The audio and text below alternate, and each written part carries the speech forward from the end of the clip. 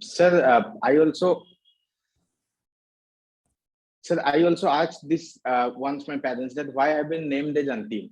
So my father told me that everything begins at a name. So the name metaphorically defines that there is a promise for a new beginning. Okay. But in linguistic term, it says yes, sir. Okay, so you are a promise for new beginning. Okay, so if you become Yes, an administrator of Odisha, what promise sir. you can make to people of Odisha for a new beginning? Sir, as I have already studied in a vernacular medium, I believe I can relate with the people in a more grassroots level. I can relate to the people by heart. So, as an administrator, I will try to reach to the bottom of most people of the society, being inspired from the Gandhian ideology. Okay, okay, Antim, may I know your hobbies? Sir, I have developed an hobby after reading the humanities actually.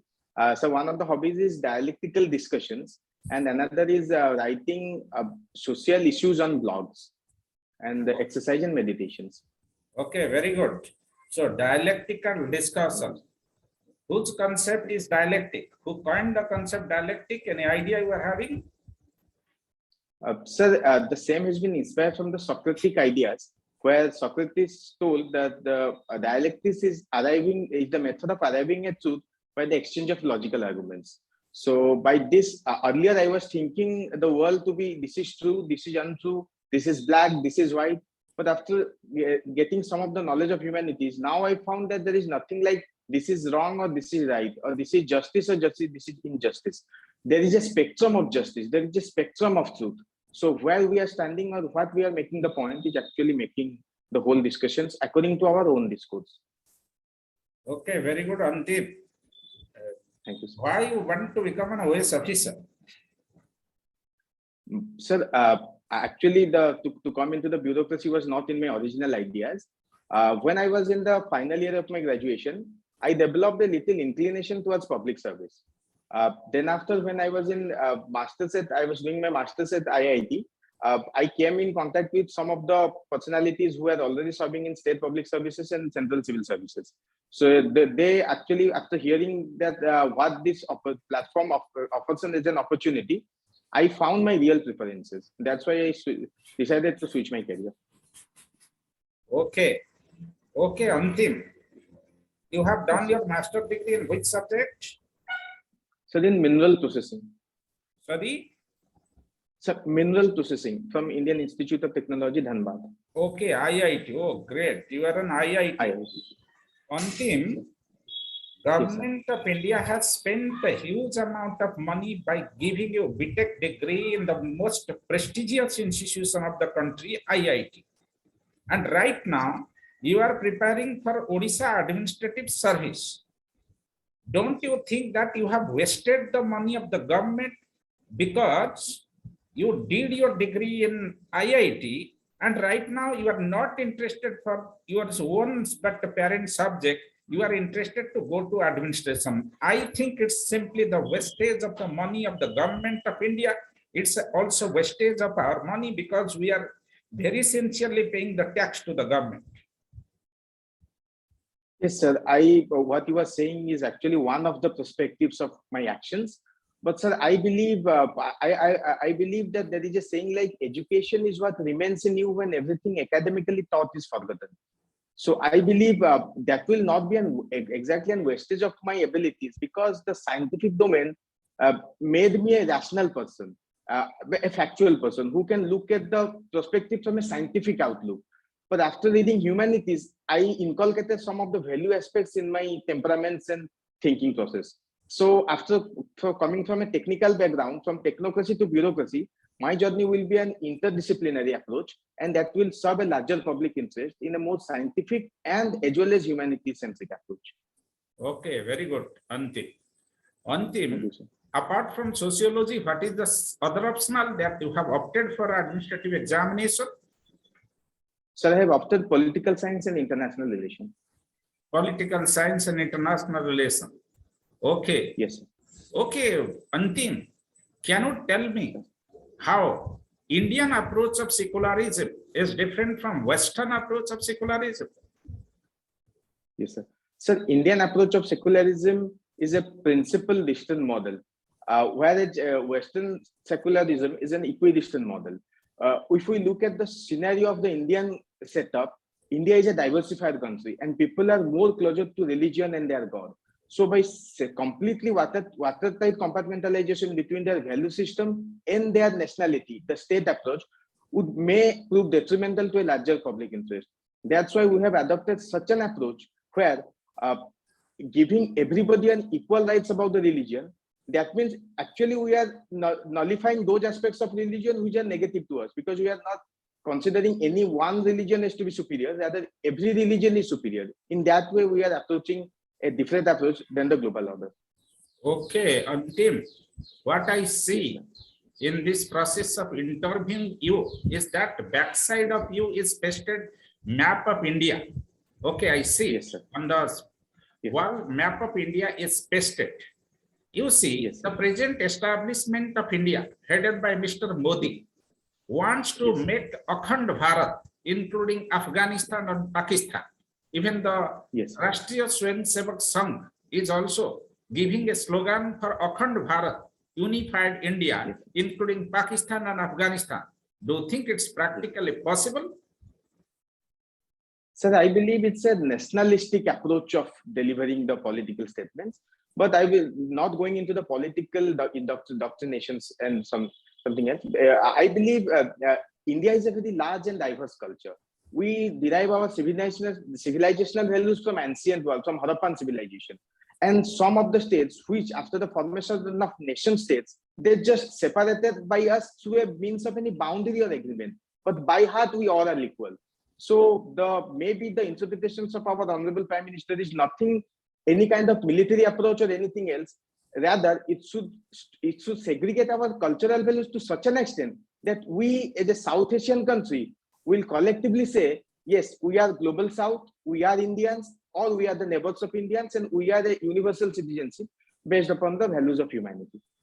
Okay, Antim, yes, if you become an OS officer, how your knowledge of BTech would help you in matter of administering the places where you are posted? Sir, I derive the inspiration from the positivistic theory of Durkheim, where he has says that every social action has a cause and effect relationship. That philosophy is basically inculcated in science also. Science always looks at the aspect from a not exactly from a dichotomous approach, but is a cause and effect relationship. Sometimes by looking at the social phenomena, there is a greater need of such an approach, because value neutrality is one of the major aspects of humanity. So in this aspect, being a student from science and humanities, those who are academically taught, that might be not directly applicable to my situations, but that sense will be in me, so that I can look at the policy making in a more holistic, scientific, objective, also value-centric way. Okay, Antim, you are wearing necktie and blazer. Do you feel comfortable with this attire? Yes, sir. Okay, okay, Antim. You know, you are wearing all these things because of the impact of Western countries. Particularly, we say in sociology, it's a process of Westernization. Okay. But in our country, many people are blindly following the Western tradition. Blindly following the Western tradition. There is a professor of sociology who coins a concept just to highlight how people of India blindly following Westernization. Can you tell me the concept? Sir, Westernization, the thing. Just Sir, like may I relate? Chronic drunkard take to alcohol, exactly in same manner. Many Western Indian people are taking to Western items. That professor says. His name is Professor Dipankar Gupta. Professor Dipankar Gupta. Can you tell the exact concept he coined? Sir, I may not be able to recollect the exact thing, but I know the central idea. That is Westoxication. Westoxication, exactly. Westoxication. Okay. Okay. How do you see the difference between Westernization and modernization? Sir, both of these doctrines are the discourses of the West. Because the Industrial Revolution, because after the Renaissance period, when Weber wrote the Protestant Ethics and Spirit of Capitalism, the world was enlightened with a different view to look at the social aspects of life. The religion was get separated from the public life, and there was an emancipatory quest developed in the people. So by all these virtues, a new society came into being. What is being termed as the Western scholars termed it as modernity. But when the Asian critics of those told that no, that's not a modernity, that is a Westernization. So Westernization and modernization should not be correlated. Rather, they are the same, both the sides of the same coin. That may be both the sides of the same coin. Also, there is a thinker in political science, Will Kimilika. In multicultural perspective, he told that Westernization is not modernization. Rather, modernization should be a discourse which should be developed on the dialogues between different civilizations. The best possible way, the best possible approach would be modernity rather than Westernization. Okay, Antim. May I know the district do you belong to? Yes, sir. I am from Cuttack district of Odisha. Cuttack district. Okay. Suppose you are the collector come district magistrate of Cuttack. What step will you take, being the collector of Cuttack, in matter of bringing substantial development to agriculture of Cuttack district? Sir, I believe the food security is one of the primary agendas of the state. This food security should be made in such a manner that it should make a holistic approach. The Manrega schemes, some of the government's initiatives like Manrega schemes, the Kisan credit card schemes of the centers, that should be given to the proper beneficiaries, not superficially, although it is given in a good conditions, ideally. But I believe, in my personal opinion, there is a lack of some social audits. If we look at the ground report, most of the people would be saying, no, the effect is not being implemented. Apart from the public criticism and media debates and all, I would be looking at the policies that would be definitely reaching the grassroots level of the people. At the same time, value generation, money generation should be the primary agenda of a state, because without money, planning, emphasizing, bureaucracy, everything is just stamped, just allegoric in nature, I believe. Okay, Antim. Yes, sir. Can you tell me the basic difference between communalism and fundamentalism? Yes, sir. Sir, communalism is a kind of tension between the two religious groups living in a common society, whereas fundamentalism is ingrained to some of the minds of the people, where they sometimes resort to violent activities in the name of protecting their own religion or cultural values. There is a sense of ethnocentrism in them, so that they define their own religious belief to be superior than others. And those are antithetical to the national integrations and beliefs, I believe. Okay, Antim. Why India's economy is called democratic socialism? We are a democratic country. We are not a communist country, but why our economy is called democratic socialism? So because the same has been inspired from Gandhian way of life, where he has given that the village model of economy should be given.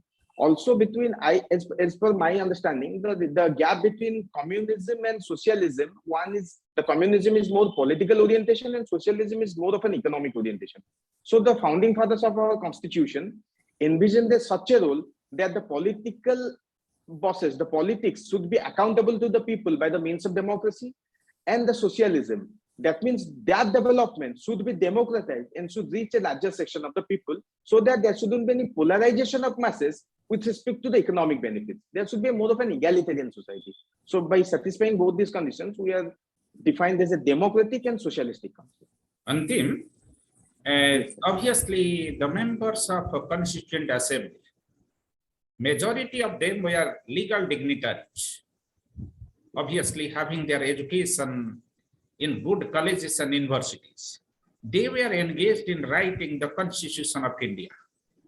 referring to this situation, even Ivor Jennings says that Constitution of India is the legal paradise, is a legal paradise, is the paradise of the lawyers.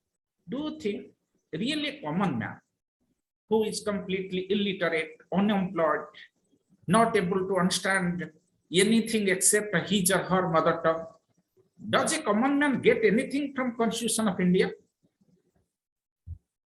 Sir, I believe when the Constitution was drafted, the literacy level and the political consciousness of the people were very less. But we have a very small time to make our own nation from the British clashes. So that was a time, that was a very tense period when some of our elite societies, the knowledgeable persons, they segregated and drafted the Constitution. But I believe after that, we have made a lot of achievements like inculcating Article 39A, a complete justice, the free justice delivery mechanisms, the NALSA, the giving free justice legal aid to the people, and making e-access to the courts. Sometimes PIL, in most of the cases, PIL can be filed at the zero cost of filing. So looking at all these situations and from an optimistic point of view, I believe we are reaching the desired values of our constitutional fathers very fast. And by an economic approach and a good economic approach and then more educated society, we will definitely reach the situation where every people in the grassroots level even, they will be reaching the judiciary at the affordable and optimum cost. Antim, how do you see the difference between social exclusion and people excluding themselves from society? I'm repeating it again.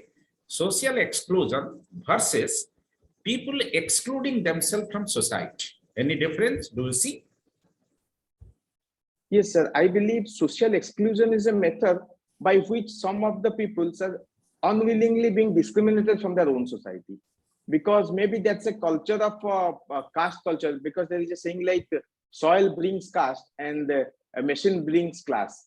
So by this method, like in our earlier Varna systems, some people are being segregated from the mainstream of the society. And that discrimination is antithetical to the fundamental dignity of human rights. But I believe now there is a sense of some people are intentionally secessing out of the of their groups, maybe because due to ideological incoherence. I would rather remember here one thing, that there can be two types of segregations.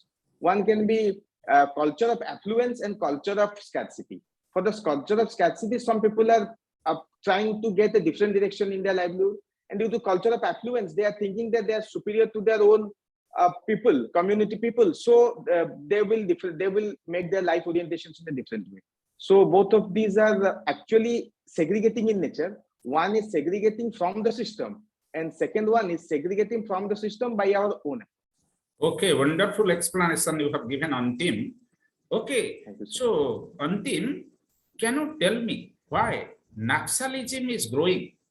Why people, particularly uneducated, young masses, tribal people, Dalit people, they are participating in Nationalism in different parts of our country? What are the main factors responsible for it? Sir, the central idea behind Nationalism is the propagation of ideology. If we can't stop the ideology, or if we can't make portraiture of such a society where those radical ideas are bad for the society, until people realizes that, it is very much difficult to stop nationalism. And the second thing is the economic aspect. When people are at a vulnerable state, at the youth age, at a very vulnerable state, those women who are being sexually exploited in the tribal areas, there is a sense of exclusivity in them, and by the virtue of which they can be easily radicalized. They can be read a book, they can be made radicalized by giving some rations to them, and by this method, they can try with an armed ammunition to overthrow the state and will disturb the total balance of the society. So I believe to avoid nationalism, we have to make two things first. First, the economic development should reach to those sections where they should not be deprived of their basic rights. First, the food, shelter, and clothing, and those educations and healthcare after 70 years of the independence. And the second thing is in our curriculum also, we should promote some of the liberal discourses in our curriculum, in our way of talking, in educating the teachers of the school, so that whenever they are teaching, in their voices, in their way of articulation, they should more emphasis on a liberal value, so that those school students who are coming out of the school, they will, yes. They Antim, will be coming with the liberal values. Yes. Antim, what about the role of unemployment in matter of growing Naxalism? People are not getting job. People are not able to fulfill the, but many people are sleeping in the, going to the bed with empty stomach. So unemployment and hunger, these are not the causes for acceleration of Naxalism in our country. Yes, sir. I believe those takes their roots from the ideas of lack of money, lack of decentralization of development. As Amartya Sen said, that there is a need of a decentralization of development. If we can decentralize the development and can give the basic amenities to those people, sir, I believe even after giving, because there is a phenomenon of urban Naxalites, people with money, they even commit to Naxalisms. So I believe that there are two approaches. One, economic approach. Second is ideological approach. When we can conquer the masses, the minds of the masses in economic as well as ideological approaches, we can in a peaceful manner, in a human rights centric manner, decline the effects of the Naxalism. Okay. Antim, Yes, sir. can you tell me the difference between yours? Can you tell me exactly what the meaning of urban Naxalism?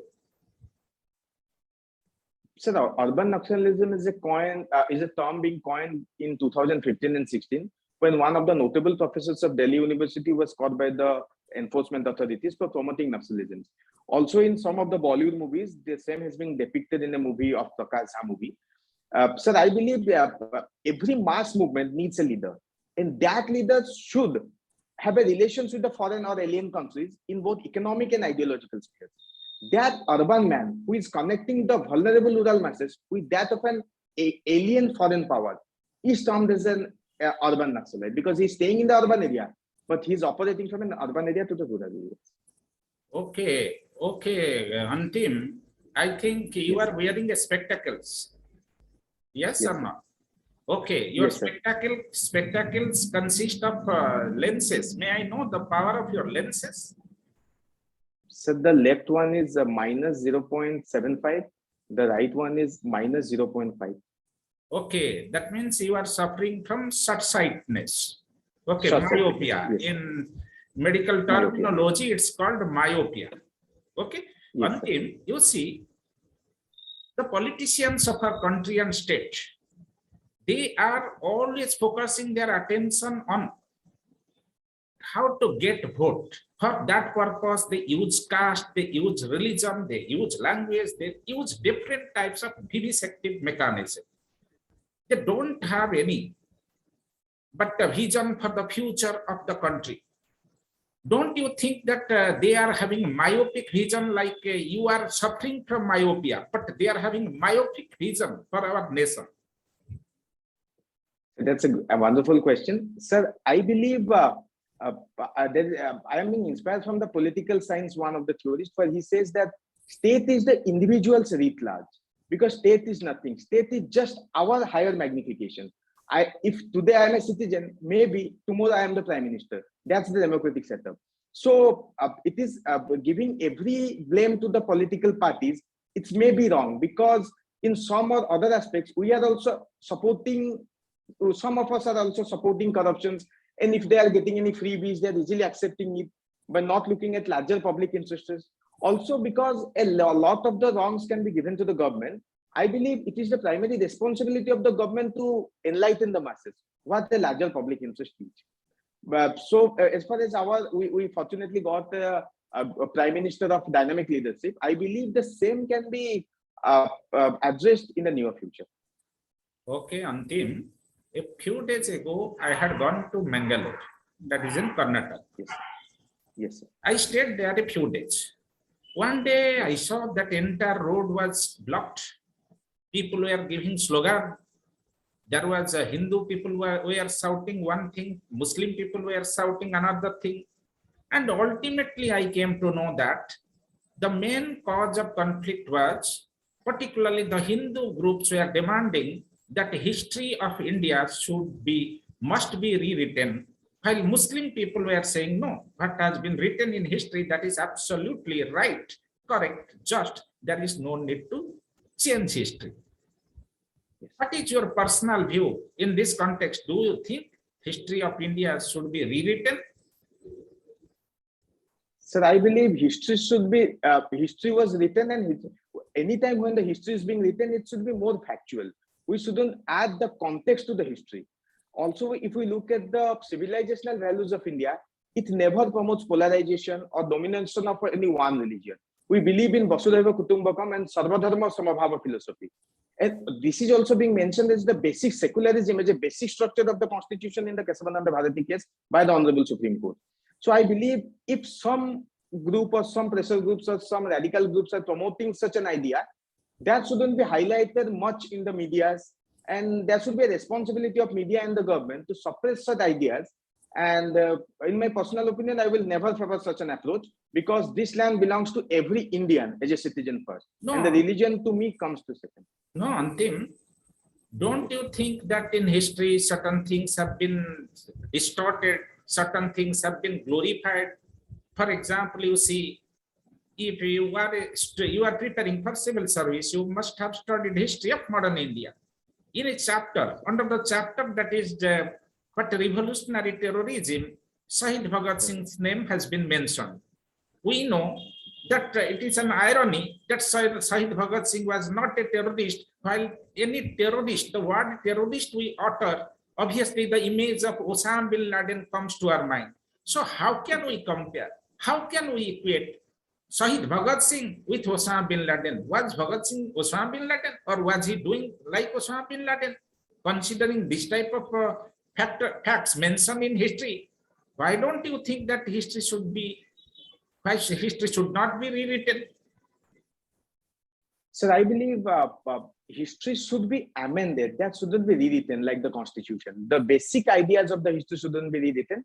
And I believe as per the language, the etymological aspects of language, if the meaning, the inherent meaning of a word changes according to the ages and perspectives. Because terrorism and revolutionary, those are not words. One is more value-loaded term, one is value-less term. One shows one to be a hero, one shows another to be a villain. But villain and hero, both are never neutral persons. They are extremes from the mainstream society. So I believe when there is a larger public interest is saying, larger amount of public is saying, this word is making a derogatory to us, and this word should be amended. I believe in personal capacity that there is no hesitation. The words can be changed, because saying Bhagat Singh as a revolutionary will never dampen his identity. Rather, it will more glorify him that he has given his blood for the society. Also, it is applicable to all societies, all communities. Okay, Antim, what is the fundamental difference between Hindutva and Hinduism? Sir, Hinduism is the religious philosophy, the religion belonging to the Sanatana Dharma. The people of Sanatana Dharma, they call themselves Hindus. And by that means, whenever somebody is writing the form, he is writing his religion as Hinduism. But Hindutva, I believe, is a personal radical choice, because if I am a Hindu, I may go to a temple. If a third person will say that, okay, he's going to a temple, he's a Hindu. But if I will incline towards Hindutva, I will be rallying, I will tie some of the colors, some of the biased colors in my hands, I will sloganeering in some of the aspects of the life. So I believe Hindutva is more of a radical and extreme ideas to promote the own religious beliefs, rather than Hinduism is nothing wrong, because Hinduism shows that I belong to such a religion which has an origin in the past. Okay, Antim, suppose you are collector of a district. Being the collector of a district, what measure will you take in the matter of stopping the dropout rate of the students, dropout rates of our children in the primary educational institution, primary schools? Sir, I believe, in my personal opinion, because I also read from a vernacular medium school, I also went to some of the top universities of India. I believe, sir, there is when a person is not coming to the class, you cannot just giving them incentives like midday meal scheme or the chocolates or bicycles. Okay, these are good. These are public amenities should be given. The inherent quality of the teacher, that should be developed. if a teacher is good, people are ought to come, because if we can look at the scenario, there are some famous teachers in around us in some of the coaching institutes are there, because people in a queue, they are approaching them, sir, please make us, please guide us, please guide us. Because I have also done the same. I have also bunked some of the classes in schools because of the lack of interest. But when I got a good opportunity, good quality of teacher, I automatically go to the institutions. I automatically love the chapter. That is one of the aspects. That is one of the aspects when the basic aspects are being covered up. That means I have the food, I have the bicycle, I have a good house, then interest. So if basic amenities is lacking, we should give it in terms of midday meal scheme, giving cycles, or the second aspect is quality educations by the teachers, empowering good teachers. Okay. Can you tell me what are the problems of agriculture in Odisha? So the Odisha being an agrarian society, it contributes around, it's around 75 to 80% of people in Odisha are belonging to agriculture. But if we look at other agriculture, I believe, sir, I will take an example of some of the YouTube videos sometimes I watch, because I write a lot of things about in my blog. I've seen there are so many mechanizations in Bengaluru, the South Indian areas in the agriculture. But whenever I personally roam a lot of areas around Odisha, apart from the government data, what I see in my social audit, in my eyes, that those are not mechanized. Agriculture is not being seen as a elitist, as a good profession, because they are the annadata of the society, but nobody gives them recognition. Just because there is a lack of automation, lack of incentives, lack of their basic amenities, maybe the government policy is just giving them, okay, take these benefits. Yeah, we will give the MSP to you. But if that will be in a holistic approach, the cluster-based development approach, the farmers' agricultural organizations, this will make the whole ecosystem in a more collaborative and value-centric way. I believe agriculture day by day, we can, sir, I will just want to quote one thing, that nowadays some of my friends who are from technical background, they are also doing organic farming because they know the expertise. So giving expertise and money can make the agriculture more efficient and resilient. Can you suggest me a better approach to bring development to our state, Odisha? Sir, what I personally feel is Odisha is somehow lacking in industrial capacity, because we have coastline, we have the major National Highway 16 passing, we have railway connections. But sir, I will give some of the suggestions, like the recent government initiatives of making Odisha conclave, which will be held in every 2 years. Maybe somehow in my personal capacity, I am feeling that yes, we are making the meetings, we are calling the conferences, we are doing everything as per the procedures. But when everybody is just going around, the meeting is, everybody is disappearing, the implementation aspect is not that much efficient in my personal views. So I believe, sir, first of all, I will give an emphasis to the industrialization, education, and healthcare. After this, everything can be easily done.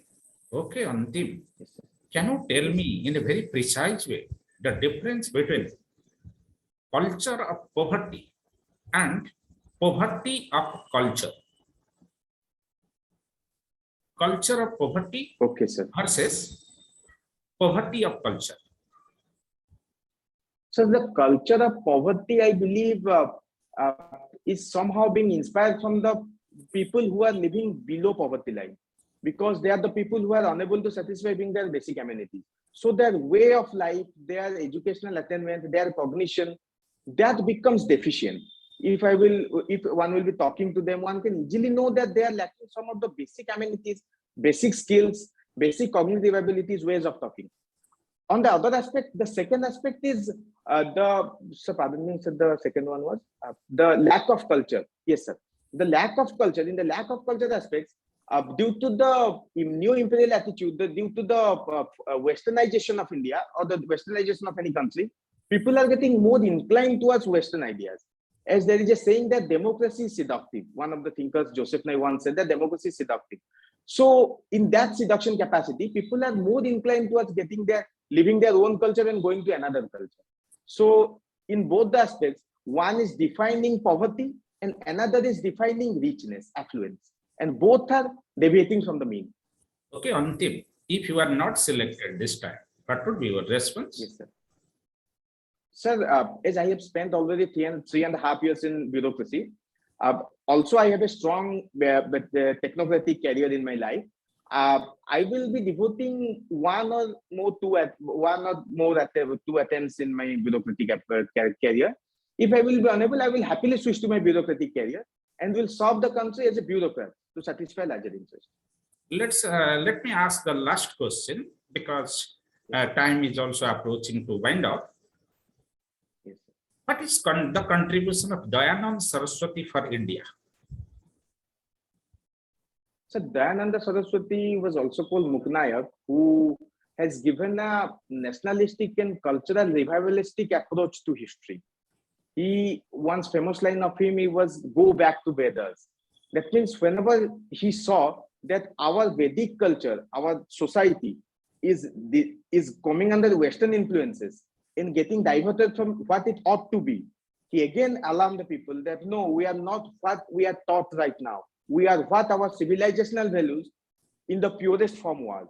So India is a nation with culture. We should abide to the culture. We may accept some of the aspects of Western, but we shouldn't blindly follow the Western approaches. So he was a cultural revivalistic man. Okay, Antim, wish you all the best. Let me wind up the Thank you, interview. sir. It's already time. Wish Thank you you, all sir. the best. Thank you, sir. Thank you very much. Sir, sir, pachari habo kichi more doubts? After the class. After. Okay, sure, sir. Sure, sir. Sure, sir.